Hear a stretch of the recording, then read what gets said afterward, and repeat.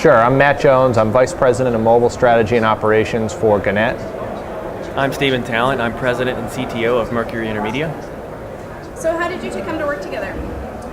Well, we started working together, I guess, last summer, and we hired Mercury Intermedia to develop a native application for iPhone for us that we launched in December, and it's been enormously successful. We've been very, very pleased, and the next logical extension for us, I think, was to move to the Android platform.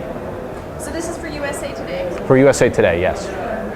So describe the application a bit so I understand what it does. Stephen?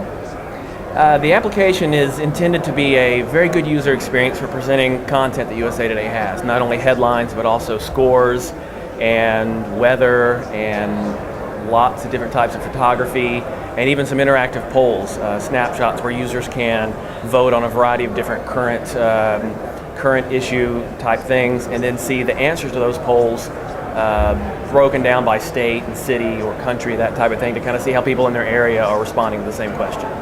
So you're already supporting something like this on iPhone. What made you want to support Android platform as well? I think there were a lot of really important strategic considerations that went into deciding to build for Android. Personally, I think Android holds a lot of promise as a development platform for mobile. I think we're going to see a lot of growth in the next, let's say, 6 to 12 months.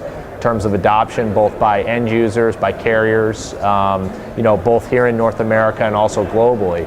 And I think it was an important platform for USA Today to, continue to innovate, continue to be a leader in this industry. It was an important platform for us to support.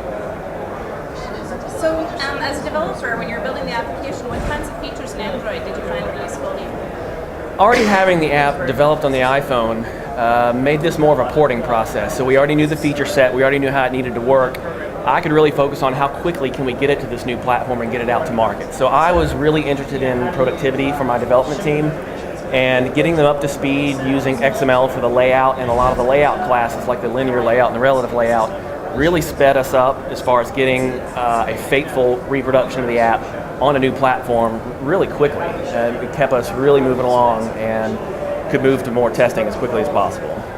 So in terms of meeting your clients' needs for USA Today, how was Android for that? It worked out really well, in fact better than the original product, because USA Today has such a recognizable visual to their brand, the colors, the boldness, that needed to translate as faithfully as possible. So finding appropriate styles and themes that we can apply to buttons or to lists or to checkboxes that match the USA Today brand was really important to us.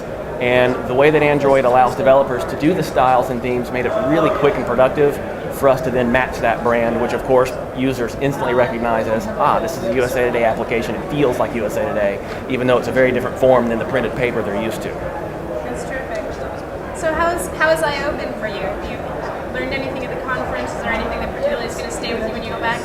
I/O's been really an interesting experience for me. I don't go to a lot of developer conferences. I'm not a developer or programmer. So a lot of it is a little bit lost on me, but I pick up probably the key components to it, and I think it's just been really interesting for me to be immersed in such an interesting development environment with some of the things that we see Google rolling out, like the announcement today around Wave. I think just really exciting. There's a tremendous amount of innovation going on the internet.